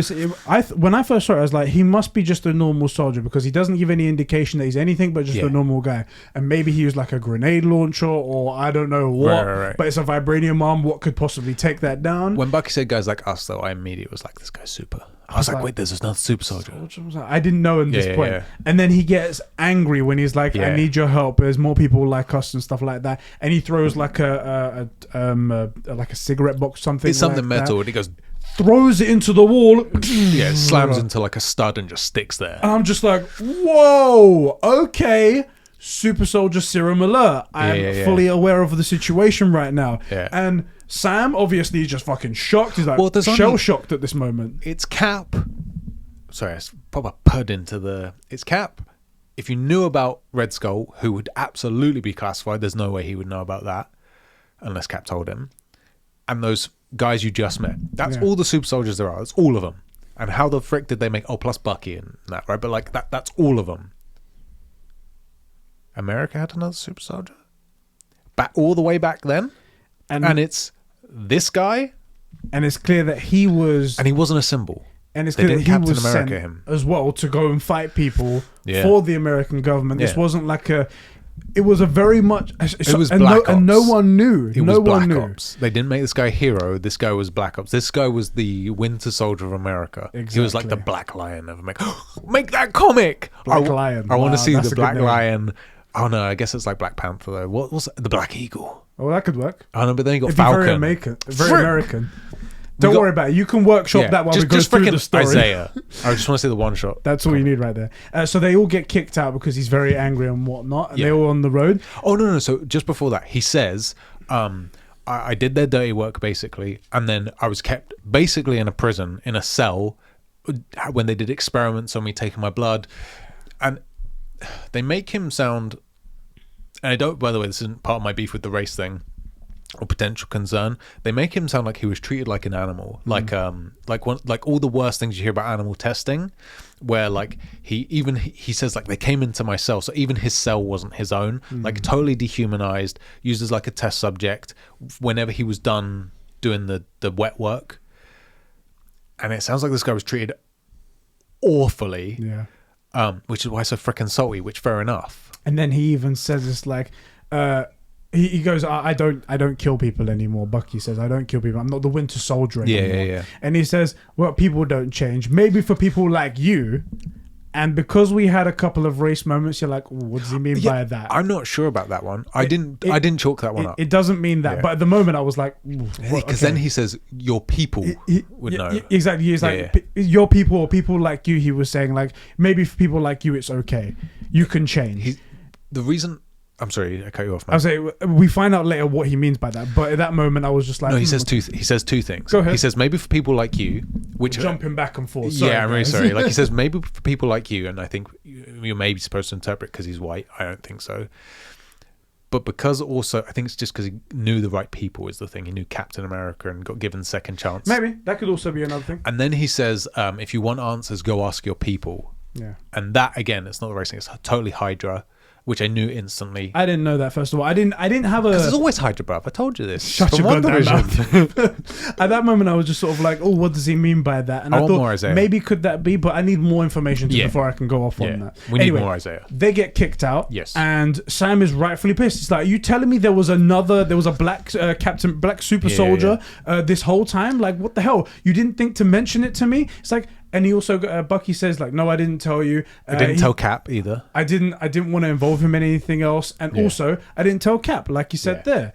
And also, very important, we actually get to see the neighborhood that he lives in on the way out. Really rough, really impoverished area. Yeah. This guy has, also, forget anything else. The dude's a veteran. Forget the super soldier stuff, right?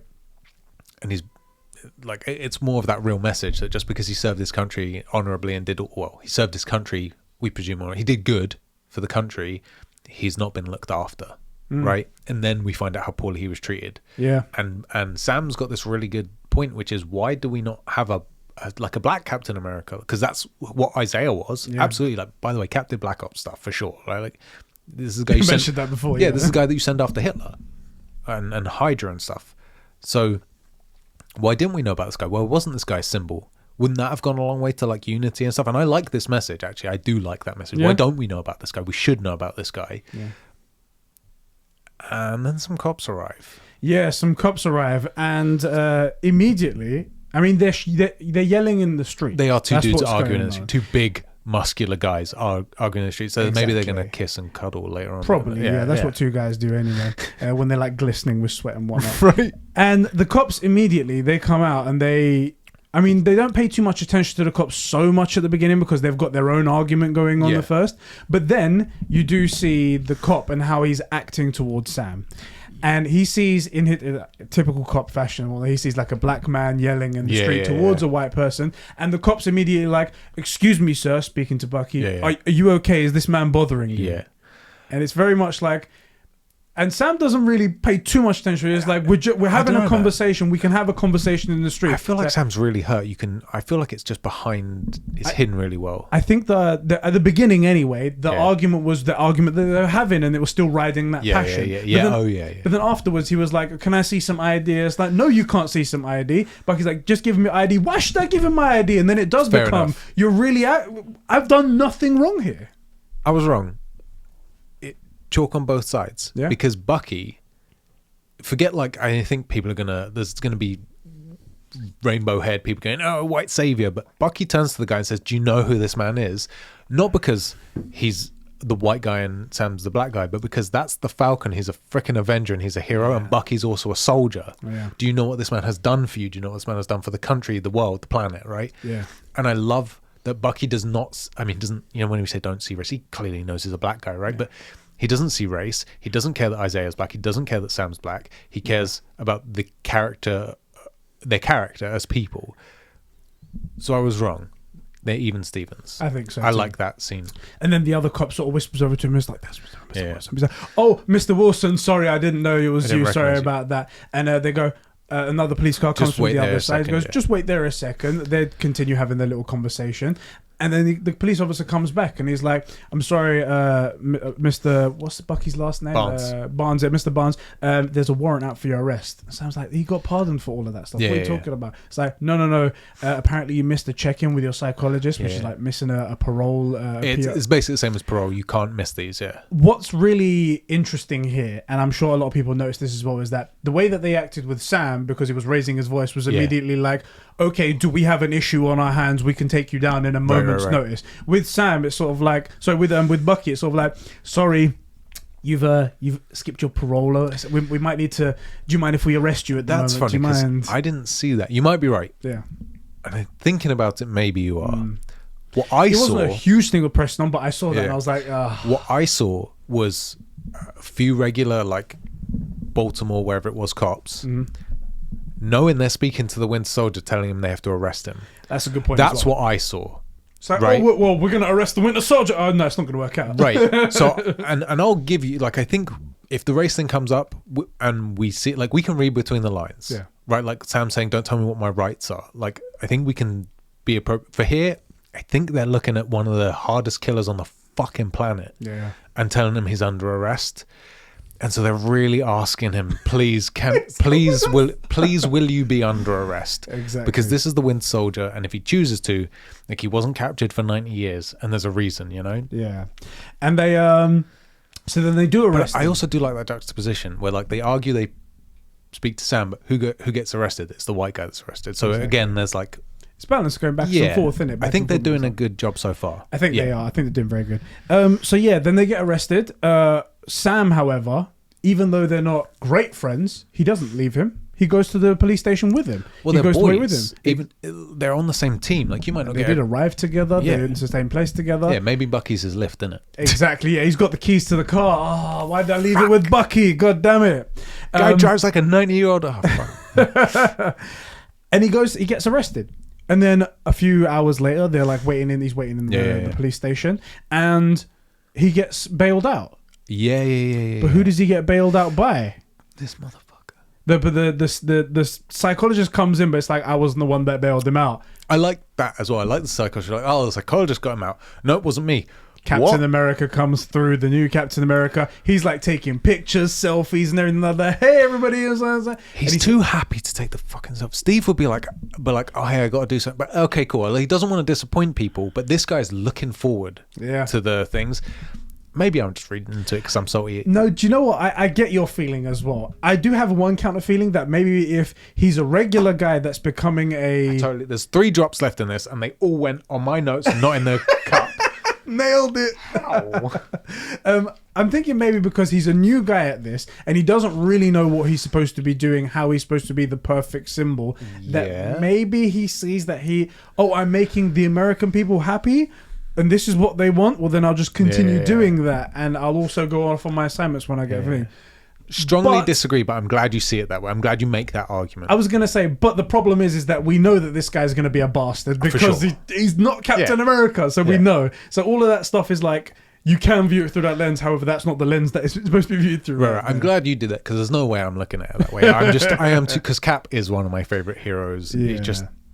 I can't see this guy as anything other than a villain. Yeah. And I'm kind of rooting for him to be a villain to make me right about it. Yeah. But I'm glad that you can be a bit more clinical about it and give those other arguments. That's why we got each other, bro. What if it's him that texted the chick like, that's where she got the super serum. He's the super soldier. She stole his medicine, and he texts her, "You took my stuff. I'm going to kill you." And we're going to find out that he is super, and that's I freaking called it. By the way, it's Hydra. I've been calling it since WandaVision episode 1. So he goes, "Oh, you've been bailed out and whatnot," and Bucky's waiting there, and he goes, the psychologist says the conditions of the bail is that we have one session right here, now, and he goes, "All right, come on, guys." I was like, "It's okay, I'll just wait over here." Sam says, like, no, you're coming with him as well. I was like, oh, couples therapy. All right, let's do this. They even say like we'll be outside while they do because I think it's probably part of his parole. Even though Captain America can pull a lot of strings, there are I's that need to be dotted and T's that need to be crossed. He says a couple of things as well while he's out there. He's like, it's like while he may have violated his parole essentially and whatnot. Doc, his schedules are not going to be his appointments aren't going to be as regular as they were before. He's too much of an asset to be stuck to a schedule like that. Right. Don't expect him in the next check-in or anything like that. Right. They go into the back, and it's just like an interrogation room in the police station. Like cop interview rooms. Exactly. Yeah. Bucky and Sam sitting right next to each other. Psychologist whacks the book down, opens it up. It's like, right.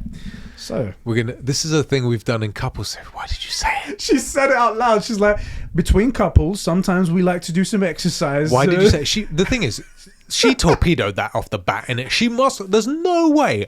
Forget a psychologist. There's no way an adult woman, an adult doesn't know that two guys kind of butting heads who are on the same team are not going to be immediately put into like dueling stances if you say couples therapy. I know what will set them off. If you and me went to couples therapy, we'd be like if both of our chicks were like, we want you guys to go to couples therapy. Like, it would be funny, but we'd also be like, what? Wait, what are you talking about? Couples therapy. Yeah, innit? Hold on a second. Us. We're actually a couple. Yeah. Like, it's ridiculous. They get into it. They ask some questions on one of the things they don't like and like about each other. And they go, all right, we're going to have to break out the big guns. We're going to have to do a soul-gazing exercise. That's what it was. I was like, I couldn't remember what it was called. And then they go, all right, you need to face each other. All right, get nice and close.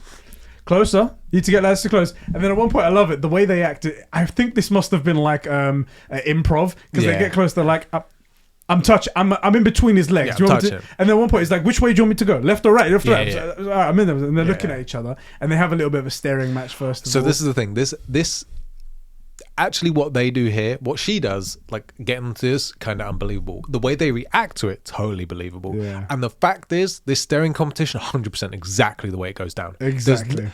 Freaking Doctor Strange saw all 14,671,000 whatever freaking universes. Every single one, the staring competition goes out. Every single one. There's ones where Sam's a jellyfish. Still staring. Still, every single one. And then she like snaps him out of it. It's like, okay, look, I'm going to ask you guys questions. Sam, what is it that Bucky does that really aggravates you? Yeah.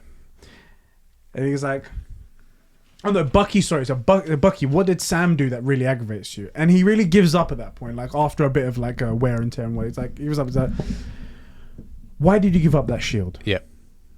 It's like, he left it there for you. Why did you give up that shield? And Sam breaks it down for him. He was like, look, I know you don't understand this, and I know this is really hard for you to get, but I thought I was doing the right thing. Yeah. Then doesn't he says, why is it so important to you? Something like that. Why does it matter to you so much? Something like that. He does ask him that, but we don't get an answer from them back on. It's sort of like a one-sided thing, isn't it? Does he? So I want to take this next bit. He asks, because Bucky then responds about like what is that Sam has said. Yeah. Because I don't have Sam's line here, but I did write down what Bucky says. I think Sam says something along the lines of, what, I did what I thought was better. Why can't you accept that? Why does it matter to you? Yeah. And he says, Steve gave you the shield. If he was wrong about you, then he was wrong about me. That's it. And that line, it's the best scene in the whole episode. For me, it's the best scene in the whole episode because it perfectly underlines Bucky, which is he isn't angry at Sam. He's angry at himself the whole way through.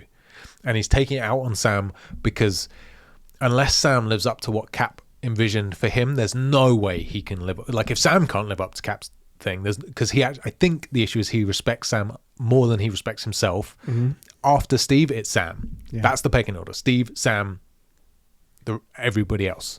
Yeah. And so if Sam can't live up to Cap's expectations, and if the only way he can believe in him being a good person is to believe in the Bucky that Steve believed in. Yeah, he's like that word where he says about like if he was wrong about you, then he was wrong about me, because Steve saw goodness in Bucky, something that Bucky didn't see. Yeah, but Steve saw it's okay. It's Captain America. Right. He sees everything clearer than anyone else does. And that's what he always has a plan. Like it comes back to think, what was his plan for Bucky? But if he was wrong about Sam, then he must have been wrong about me as well. Of course, yeah, he's the Winter Soldier, and he's desperate to make him right about Sam as well. Yeah. Anyway, I love that. It was really good. And there's just that like awkward silence. Yeah. Sounds Thanks, Doc. I love this. I tell you what, I'm gonna make this real simple for you. I'm gonna squash this down. We're gonna get this job done. Yeah. And after this, we can go on a long vacation in separate ways, separate places, and where we could all go along. All right. Okay. Cool. We got something better. We got something to do right now. Thanks for making it awkward, Doc. Thanks a lot for making this weird, okay? Thank you very much. Thank you very much. I love it. It's so good. This whole therapy scene is a highlight. Yeah. I loved it. They get out and they're met by the new Captain America. And douche-waits call them over. It's like clicking at a waiter. Yeah, it's like whoop, whoop, whoop, whoop. Like jocks. Or something yeah, like that. yes. That's exactly it. These are the kids that bullied the nerds, isn't it? Exactly. Yeah. And he tries to he does extend what seems like a genuine olive branch right here. He's like, look, we need you guys. You guys need us. Oh, shit. We have all the... I did forget one thing. I'm really sorry. In the therapy, just before Bucky leaves, he goes, Doc, what was rule number 2 again? Which is don't hurt people. Goodbye, Doc. Yeah, I'm wondering, again, I don't know if that's supposed to make us think he may be going off the rails here. And I hope that he's maybe straying back towards that and Sam will be the thing that pulls him back. I hope that's the way... But I have it written down. It's important. I'm sorry. It is important. And he goes, they're like, we need each other. We can work together and stuff like that. We can take these people down together. It totally makes sense. Why wouldn't we work together to get this done quicker? But Sam lays out, it's like, you guys belong to the government. Yeah. You have your jobs. You have your rules. You have your sets. We're kind of freelancers. We're like more flexible. So it would make no sense for us to work together, and starts to walk away. Yeah, we don't have to answer to anyone, basically. If we get a lead, we can just go there. We don't have to get clearance, and we don't have to worry if we're stepping on any toes or any of that stuff, yeah. And then John says something really off. If you don't get it here, you don't understand Captain America. Yeah, this is the point that should trigger you. He turns around and goes, all right, well then stay the hell out of our way. See, Steve would have said, look, these guys are dangerous, and I get that you're capable. I mean, I'm paraphrasing, the basic gist is that these guys are dangerous, I know you're capable, and I know you say you don't need us, but if you do, here's how you can contact me, and I'll be there to back you up. Yeah. Because we need to get these guys. Yeah. And this guy is worried about the glory, and worried about these guys getting in his way. This is the exact... You couldn't have written a less Steve thing unless he pulled out his gun and started shooting at them. Yeah, like threatened him with a gun. So stay the fuck out of my way. Okay? That's the only way to make it. That's the only way it could have been worse. So I get that up until this point, you were supposed to think this is a guy just trying to do his best and all that stuff. Yeah. If you don't get it here, that's so not Steve, which again, I appreciate. Like, and Sam isn't Steve, but he's in the same camp. Like, he's on the same side. That's like positivity, negativity. Sam would have said the same thing. I know you're a free agent. I know you can do this stuff and you're tough and all that stuff. But if you need us, here's Red Wing's personal number. Red Wing's dead. You can't text call Red Wing, not me. You can't call Red Wing. He's dead. Like, don't text me. Not on Sundays, but Red Wing, 100%. They didn't even give him a funeral. He Red died. Wing 2. You know, like Sam would have done the same thing. It's like, okay, but if you do need us. Because we need to get these guys here so he can get us. But this guy, completely different. The way he issues essentially a threat. Straight up a threat. Don't get in our way because I'm a Black Ops guy, and if you're in the way, I'll get rid of you because you're not one of our assets. Exactly. This motherfucker. Yeah, it's bad. The next scene, the flag smashers. They're loading stuff onto a plane. Looks like more medicines. We don't know what's going on here. And just as they're about to go, they get word that they've been found out. They've been made. And there's already... officers or FBI, whatever it is, coming for them now, and they have no time. They have to leave this minute. But they still don't have enough time to get the plane up to speed and leave. So one of them has to stay behind and sacrifice themselves in the most weirdest way, stupidest way. This is the dumbest death. This is the absolute dumbest scene. I think senseless. This is the dumbest scene we've seen in any of these.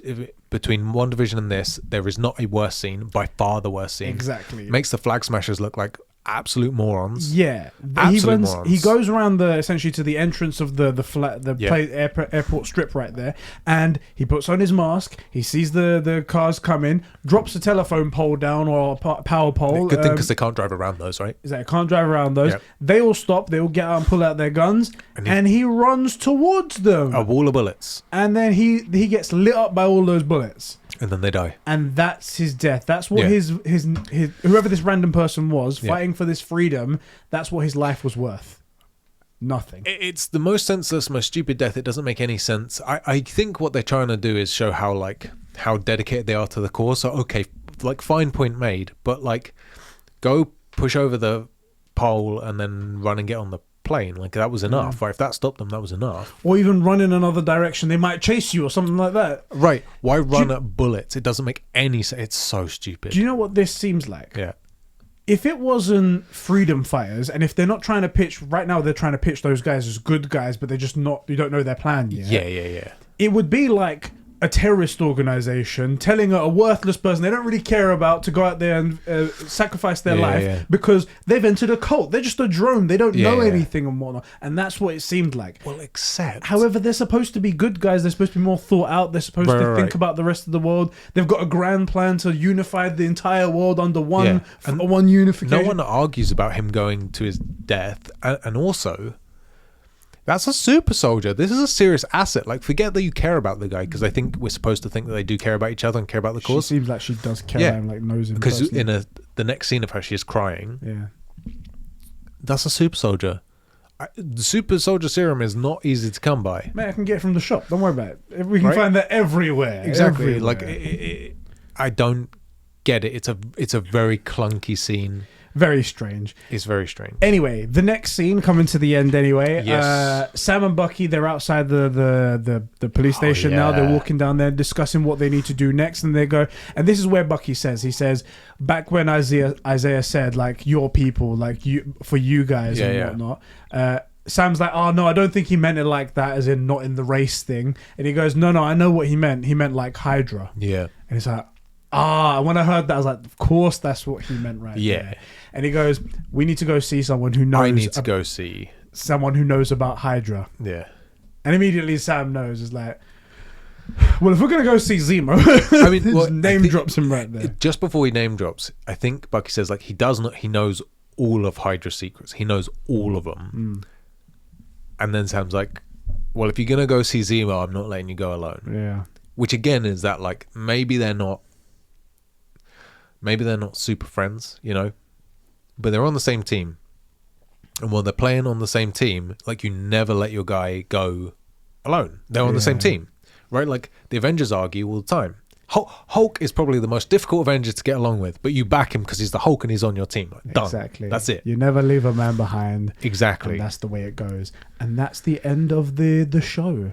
I think it was quite a good episode. There was a lot of good points, ups, and I think there was a lot of good messages. I really liked it. I did really like it. The flag smashers suck. They were so good in the first far, episode. They suck. I liked some of the elements. Like I was like, oh, they're going from place to place and based off of the people that are following them. I can kind of get that. But then the way they like senselessly kill that guy, let that guy die, I should say. Right. And they're stealing medicine. We don't know what the hell they're doing the medicine who for. from or where it's going to. And also, stealing medicine doesn't seem like a unification of the world thing. It just seems like you're being Robin Hood, taking from the rich and giving to the poor. We hope they could just be taking from someone. And, it's true. We need to know more about them. Yeah. I'm guessing they're going to be something more. I can't imagine they're going to be nothing. But that is the end of that episode. Yes. What would you rate it? How many Captain America shields out of 10 would you rate that? For all the Bucky and Sam stuff, I would give it a 10. Yeah. I actually like the way they've positioned the fake Captain America, John Walker, because you are supposed to believe that he's a good guy until that cop car scene. If you haven't got it, then like you really need to pay attention. He's not Captain America, right? And I think you are supposed to, at least there, you're supposed to be like, oh, I'm not sure. But he is positioned to look good, right? The Flag Smasher stuff, though. The fight at the beginning's cool. But like that last bit at the end really drags it on. I'll give the episode an 8 overall. If we were to literally stop it a scene earlier, cut that scene out and just cut straight back to like forget that whole scene and just cut to Sam and Bucky walking away from John Walker, I'm not calling him Cap, saying like I need to go and see Zemo, probably a 10. I was going to say, because that scene as well is isolated. You could easily pull that out and it doesn't affect the continuity. Could have gone in the next episode. Could have gone in anyway, I'm going to say an 8 as well. 8 Captain America shields out of 10. I did really like, as I said, all of the Falcon stuff is so cool. I love the awkward relationship stuff, and I love the couples therapy stuff. I find it so funny. It's totally my humor. I love that as well. And I do like that they're getting closer together, at least towards the end. We saw like, well, I'm coming with you. It's push-pull. It's push-pull. Backed them up right there. And they have such good chemistry They together. do, they're brilliant. So good. And I'm interested to see what's going to happen with this new Captain America. He's very clearly a bad guy. I think so too, yeah. I hope they don't do a thing where they switch him. They're like, well, he was just doing a guy doing a job, you know? Right. I hope they do that, because that would be really bad. We had the theory they were going to do that. We had the theory they were going to do that with Douchey McDouche in WandaVision. Yes, Luckily, they didn't go the good route with him. They just kept him an arsehole. And they made him even worse by pulling a gun on kids. He was almost comic book villain bad, like children's comic book villain bad. He's just, I'm an evil guy, and if you didn't know, here's me trying to shoot children. Exactly. And on top of that, as I said before, I'm not going to hop too much. I did like the way that they addressed racism and stuff like that and whatnot. Yes. I actually did as well. I normally don't like the way people do tackle things like social issues, because, as I said in my little paragraph, it's usually very exclusionary of other people just so you can highlight this one thing here. Whereas my personal view, whenever it came to anything regarding anything social, it's always everyone is one. We're all just great people unless you're a dickhead, and that's the only thing. And I will always be happy with anyone until they do something wrong. That's the only reason why. And it's the person I'm interested in. And in this, they made it very much. The person is what matters, not what they look like, not where they fucking come from or anything like that. That's what they've addressed. I love the way they said it. Yeah, like they've addressed it in other ways, like the bank loan thing. You know, with the sisters, always seems like it's squeezing on us sort of thing, and you have to question it a bit. You know, when Sam says, "Don't tell me about my rights," it's very. I think you can read into that for sure.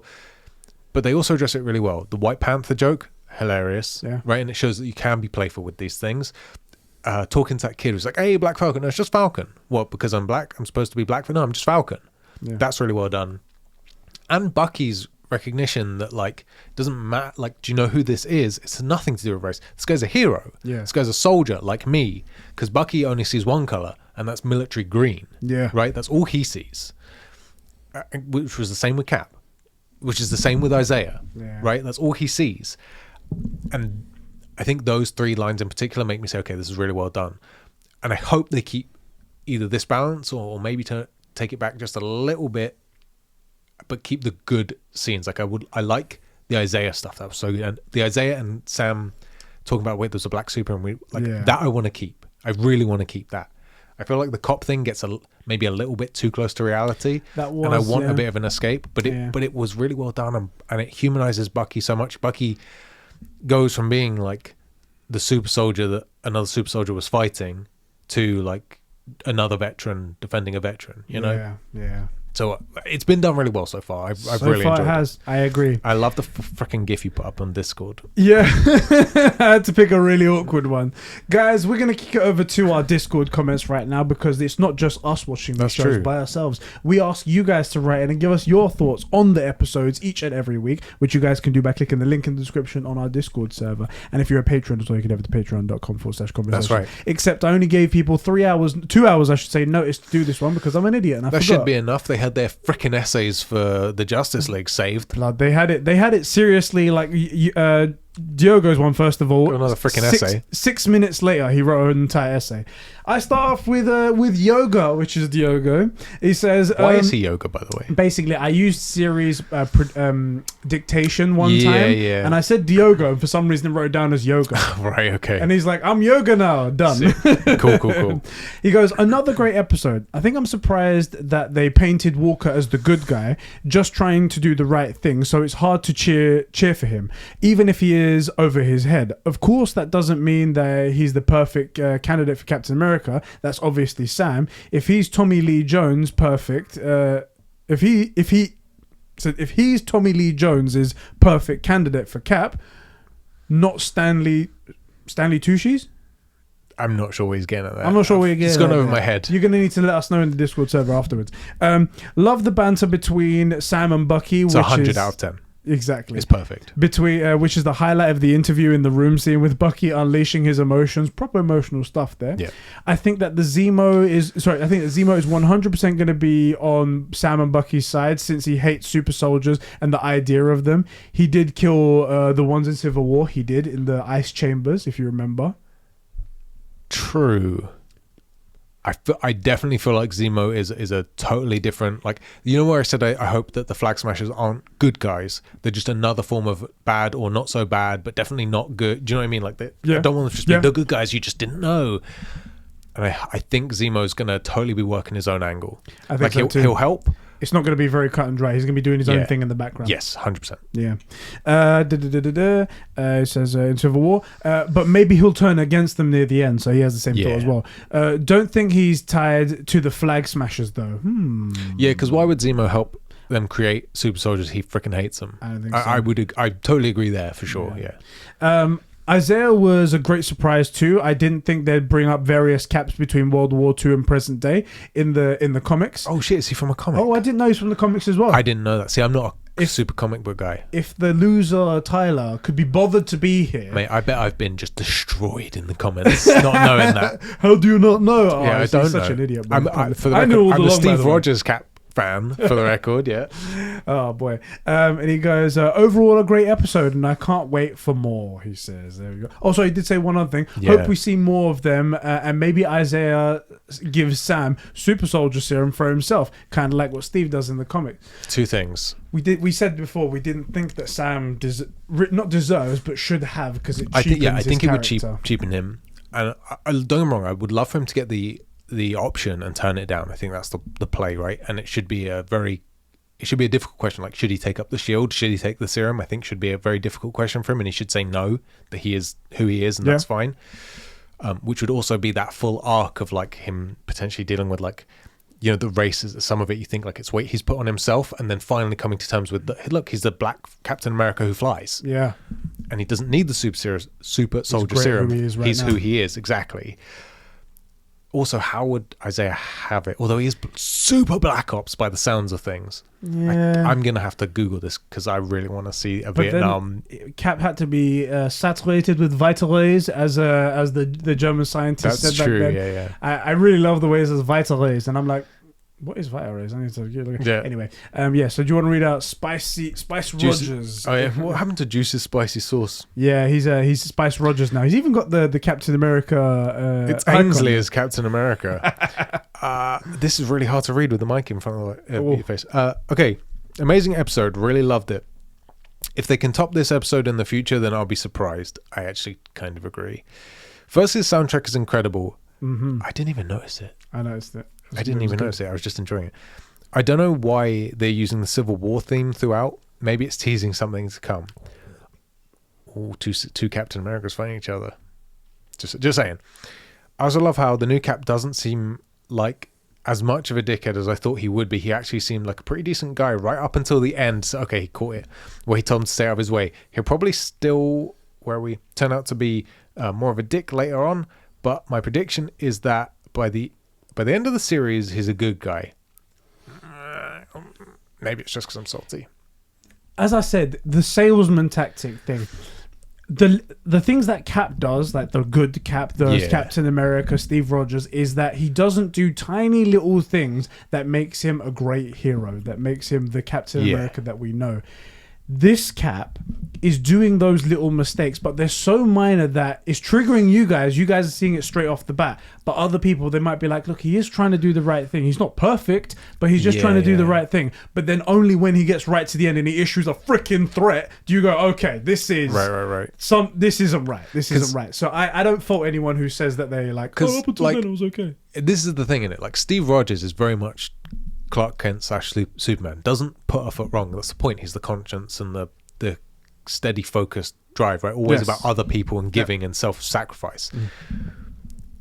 So comparing a guy to someone like that, of course those little mistakes are going to come up, but the thing is, Steve is always looking to serve people and never looking to take something from himself. Like that's one of the things that makes him the perfect candidate for the serum, right? The first one that it ever worked on.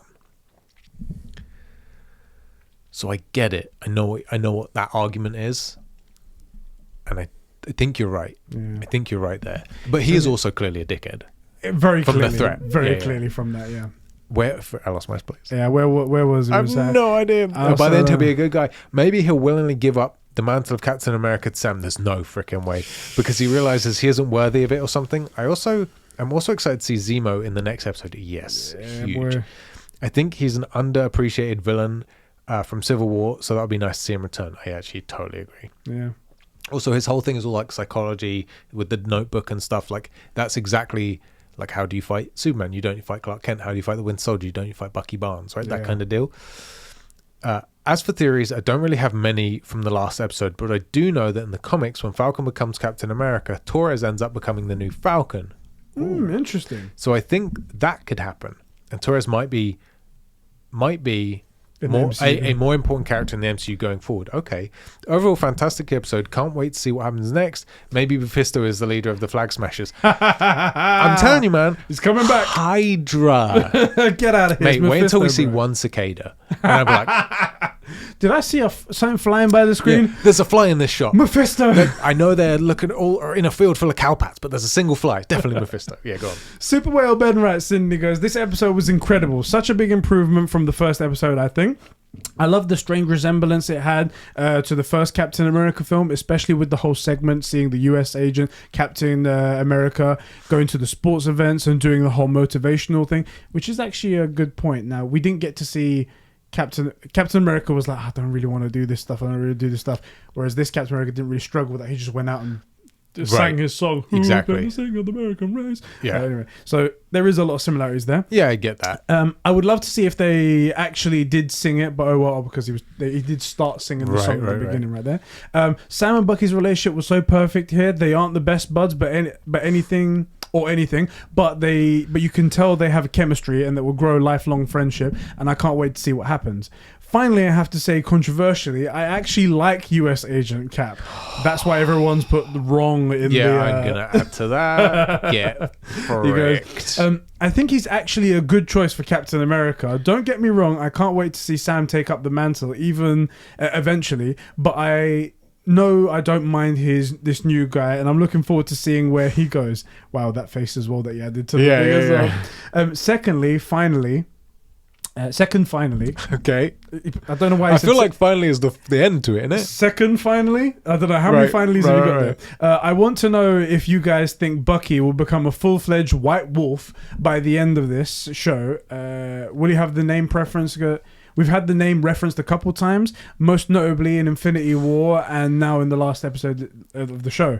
Anyway, who cares, because Snyder Cut is better. Now, that is correct. I'm going to actually change it to correct right there. The Snyder Cut is the best. So look, I don't know. I'm not really big into the comic book, so I don't know the White Wolf stuff. I'll tell you this, not knowing anything about it, right? Yeah. And comparing him very much to Geralt. I feel like Bucky is going to be in a team and he deserves to be there, and the Sam friendship's going to be a big point in saving him, in stopping him that backward slide back into the Winter Soldier. And so the White Wolf thing, while it sounds awesome and it's exactly the sort of name that the Wakandans would have given him, wolves, when you think of White Wolf, you think like lone wolf. That's the very next thing, because you don't say wolf pack, right? He's not making a wolf pack. He'd be the White Wolf, and that would make him a lone wolf. And I don't think that's good for Bucky Barnes. That's good for the Winter Soldier. So no, based on just that alone, having no idea about the comics, I think it would be very cool for him to just be like the freaking awesome soldier or something. The awesome soldier. Or just Bucky. Yeah. Just Bucky, who don't frick with Bucky, you know? There you go. Let's see. T says, episode 2 was amazing. Definitely my favorite MCU show so far. I knew Walker wasn't going to be racist and that some of us would actually like him. He's pretty okay for Captain America, but he definitely doesn't have the captain in his name. He doesn't really question the government. Yes. I feel like he just does what they tell him. Well, they tell him to, like Bucky. Well, hold on. What they tell him to do, Bucky. Like release Bucky and Sam and try to work with them. I feel like we need more paragraphs. Who thought? Did we think he was going to be racist? Did people think he was going to be racist? I didn't see that as him, but I didn't see that as what. I mean, I never thought that as the thing, but I didn't see that going around the internet either. That's just me. Maybe a different thing. We got to see that the government tested black people for the super soldier serum, like the guy we saw. I forgot his Isaiah. And they finally chose their captain. Right. They could have had him, but they went with Agent whatever. Yeah. We got to see that the Flag Smashers all have the serum in them, which is even more terrifying. Also, Carly kind of bad though. He's saying she's hot. Okay, he's saying kind of bad. Yeah, she's kind of bad. That's what I'm saying, right? Yeah. At the end, we finally got the Zemo reveal, which was an amazing scene, and like I suspected, he's going to work with them to take the Flag Smashers down. I think the Flag Smashers will only be in 5 episodes. The final episode might be a face-off with Zemo, question mark. I also love how Sam and Bucky's relationship goes together. Sam and Bucky's relationship is the glue holding this show together. It's true love. So apparently there are episode 5 teasers or spoilers out there. Let's not read it then if it is. I don't know. Is there anything it was... I'm gonna skip it because I'm not 100% sure, and I've been busy all weekend. Let's not jump ahead that far. I mean, if it's not out, we don't want to spoil anything. If there's anything in that might tip people off, we'd anger a lot of people. So let's. I think Walker will be critically injured and have his arm and leg broken by the smash and give the shield to Sam. And we'll take it, and he's gonna get. Really? That's not a good way to pass it over. It's like, well, because you can't have it, I guess I should have it, right? That's not a way of earning it. Yeah, no. I think it needs to be very much proven that he isn't worthy of it, which we suspect. And he says also, Eddie learned to say my name at some point. We say your name, T. Yeah. That's how it said right there. I played God of War. I heard how they said your name, okay? Guys, Mario, these paragraphs they're too long. They're gonna really like it because there's a 2,000 word limit on the on each comment, so they can't write anything longer than that for Justice League, the final review. Good. There you go. Because it would be like 18,000 words if they could there. Yeah, no restrictions, isn't it? Mario writes in and he says, "Think I'm a bit more unique with my opinion on this episode. Basically, I really loved it." But he goes, "But I felt a bit disappointed. Okay. I was waiting for a moment in the episode where things would really kick off, quotes to speak. Okay. Get more in the action, but it never got to that moment in this episode. It would be fine if it was a 10 episode series, but we only have 6, which is a good point actually, because it's short. We should be getting, maybe in the next episode we'll get flowing. They can't all be action though, you know. They can't all be fighting. If you think about it as a movie and whatnot, so like if it was like 6 hours, let's say, or something like say Infinity War and Endgame and whatnot, it'd be towards the middle where like the real crescendo happens. There's setup that goes in the beginning, up. And we're still in the setup phase. It should ramp up next episode. Exactly. But we only have 6 episodes, so they can really manage to put out the amount of time they have. Overall, I still love this episode, from the action sequences from the start of to the moment with Isaiah. However, they won't let's go to Zemo, and I was like, what the fuck? That's not yes, now it's gonna kick off, and then the episode ended right there. He was a bit pissed at that. Okay. It's a good cliffhanger though. And then me thinking, what was that? It he was thinking at the end of the episode. Thinking they did a good job with John Walker. He just comes off as a nice guy and sees he hasn't done anything bad yet. He doesn't deserve the shield though. Like Tyler said on Twitter, John only does what's asked of him. He doesn't do things because it's right. Exactly. He's really just following orders. That's what he ever does. Like threatening to people. That's also, threatening right there. Very Captain America thing to do. I also want to point out that this show is dealing with racism and how it may have been played a part in Sam's decision to give up the shield. Isaiah was tested on along with other black soldiers to replicate the super soldier serum. Isaiah was the only survivor on a mission to save people, and he stole Captain America's suit. Yes, on a mission to save people, he stole Captain America's suit. Okay. Yeah, was then later arrested for it and was in prison for 30 years. He does say he was in prison for 30 years, but I didn't know it was for that. They were testing on him. I thought that too. I thought they were like, you're a super soldier, we have to lock you up, surely. Did super soldier 30 years. Sam says when they walk out, so you're telling me there's been a black super soldier for decades ago and nobody knew about it? There was already a black Captain America, and America didn't agree with it. So I think the reason why Sam gave up the shield is because America wouldn't agree with it. And I think it's more self-doubt. I think, don't get me wrong, there's definitely a race element somewhere. Yeah. But I think a hero doesn't necessarily think about whether or not they'll accept him or anything like that. He's thinking more about what he has to do in order to do the right thing. Like Captain America... He was probably branded a terrorist after the events of Civil War and whatnot. Yeah. Because he went against the Soviet cause. He went with his friend Bucky and whatnot because it was the right thing to do. However, that didn't paint him in a good light. He didn't care about what the world thought of him. He did the right thing. And I think that's what Sam's thinking. It's just it hasn't been said yet. I definitely take the point, though. I think there is definitely a weight part of the equation where he's like, should I take up the shield? Is not only is it right for me, but would I be accepted? Is it right for America? Would America accept a black Captain America? Now, I think the fact that he's such a popular hero as Falcon is a very clear answer, yes. Yeah. So that it probably is more in his head than in America. Yeah. But I think that's definitely a small slice of the pie, but it's a slice. I agree, it's a part there. Yeah. Also, I have no freaking idea because I'm a Londoner. It's true. Yeah, we see everyone here. Yeah. The most multicultural city probably in the world. Fun fact on that note, I found out when I started school, English was the least spoken first language. Sounds about right. Year. There was 32 first languages that weren't English in my year. Sounds at school. About right. You know, it's where I grew up, innit? And later in the episode, it was confirmed that it happened before. Also, him getting into an argument with the police while he wasn't doing anything, and Bucky saying there wasn't anything going on. Only when they realized that that he's an Avenger did they take him off of the hook. Yeah. I think that there's a theme to explore further over the course of the series. Again, I really did like this episode. Just to hope to see a bit more this week, but he didn't. Yeah. Thank you very much for writing in, bro. I definitely agree. I'd like to see it start to ramp up. You know, I think we need to see Zemo fairly early on and get in some action early, because then we have 2 episodes in the middle and then the ramp back down around episode halfway through 5 and then into 6, resolve some stuff. Exactly. I will say, I think with the cop scene, the fact that it's Bucky that gets arrested at the end is the balancing act. The seesaw goes up and then it comes back down, you know, it levels out, because although they stop and accost the black guy not doing nothing wrong, they actually arrest the white guy who is doing nothing wrong, except he missed a court mandated thing, even though we know he's okay or whatever, right? You know? Yeah. I'll read these last 2 because that was quite big. Go ahead. I still don't know how to say your name.